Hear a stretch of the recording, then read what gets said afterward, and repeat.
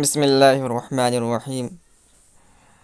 آج ہم علم النحو کے ایک اور نئے سبق کو پڑھیں گے، اور آج کے ہمارے سبق کا عنوان ہے معرب و مبنی۔ علم نحو کے اندر یہ بحث بہت ہی اہم ہے، اس لیے کہ علم نحو میں یا کہیں عربی زبان میں جتنے بھی کلمات آتے ہیں وہ دو ہی قسم کے ہوتے ہیں، یا تو معرب ہوں گے یا مبنی ہوں گے۔ اگر ہم نے ان دونوں کو پہچان لیا تو ہم نے تقریباً علم نحو کو سیکھ لیا ہے۔ تو کہتے ہیں آخری حرف کی تبدیلی کے اعتبار سے کلمہ کی دو قسمیں ہیں۔ کوئی بھی کلمہ ہے، ہم نے آپ کو شروع کتاب میں بتایا تھا کہ علم نحو یعنی کلام عربی زبان کی ایک جو اہم خصوصیت ہے وہ یہ ہے کہ اس کا جو کلمہ ہوتا ہے، ورڈ ہوتا ہے، اس کا آخر سائلنٹ نہیں ہوتا ہے، بلکہ اس پر جو اعراب آئے گا اس کو ہمیں ظاہر کرنا پڑے گا، زبر آئے گا، پیش آئے گا، زیر آئے گا، ظاہر کرنا پڑے گا۔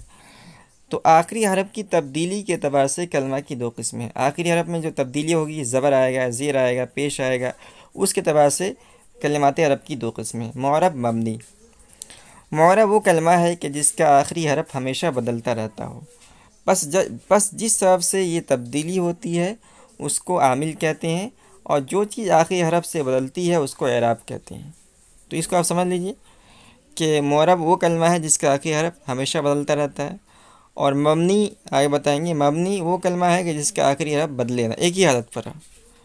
تو مبنی میں اس کا آخری حرف جو ہے کبھی نہیں بدلتا ہے، چاہے کچھ ہو جائے، اور معرب میں آخری حرف بدلتا رہتا ہے، اور جس کی وجہ سے آخری حرف میں تبدیلی آئے یعنی جو فاعل بنے گا اسے علم نحو کی اصطلاح میں کہتے ہیں عامل، اور جو چیز آخری حرف سے بدلتی ہے اسے اعراب کہتے ہیں۔ جیسے مثال کے طور پر ضرب زیدن، تو زیدن یہ لفظ زیدن ہے نا، تو زیدن میں آخر میں پیش آ رہا ہے اور یہ بدلتا رہتا ہے نا،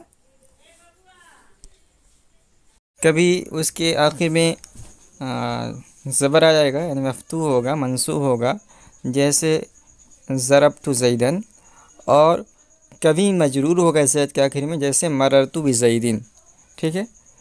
تو اب یہ جو تبدیلی ہو رہی ہے تو اس تبدیلی کی وجہ سے ہم کہیں گے کہ لفظ زید معرب ہے۔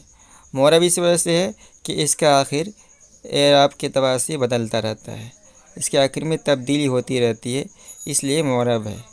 اور جس کی وجہ سے تبدیلی ہو رہی ہے، جیسے ضربہ یہ فعل ہے ضرب زیدن کے اندر، اور ضربت زیدن کے اندر بھی ضربہ یہ فعل ہے، اور مررت بزیدن کے اندر با حرف جر یہ حرف جر ہے، تو اسے ہم کہیں گے عامل۔ ضربہ یہ فعل یہ بھی عامل ہے، ضربت فعل یہ بھی عامل ہے، اور با حرف جر یہ بھی عامل ہے، ٹھیک ہے۔ اب کہہ رہے ہیں کہ اعراب دو قسم کا ہوتا ہے، حرکتی جیسے ضمہ، فتحہ، کسرہ، حرفی جیسے الف، واو، یا۔ تو اعراب دو قسم کا ہوتا ہے، ضروری نہیں کہ آخر میں جو اعراب آئے وہ ضمہ کی شکل میں ہو، یا فتحہ کی شکل میں ہو، یا کسرے کی شکل میں ہو، بلکہ ایسا بھی ہو سکتا ہے کہ اعراب الف کی شکل میں ہو، واو کی شکل میں ہو، یا کی شکل میں ہو۔ آخری حرف کو محل اعراب کہتے ہیں، جیسے جاء زیدن، اس میں جاء عامل ہے اور زیدن پر ضمہ ہے۔ رأیت زیدن میں رأیت عامل ہے اور زیدن پر فتح ہے، اور مررت بزیدن میں با حرف جر عامل ہے اور زیدن پر کسرہ ہے۔ پس زید معرب ہے اور زید کا آخری حرف دال محل اعراب ہے، اور ضمہ، فتح، کسرہ اعراب ہے۔ تو مصنف نے جو مثالیں دی ہیں نا، اسے کہیں گے کہ یہ سب مثالیں اعراب بالحرکت ہے۔ اعراب بالحروف کی مثال انہوں نے نہیں دی ہے۔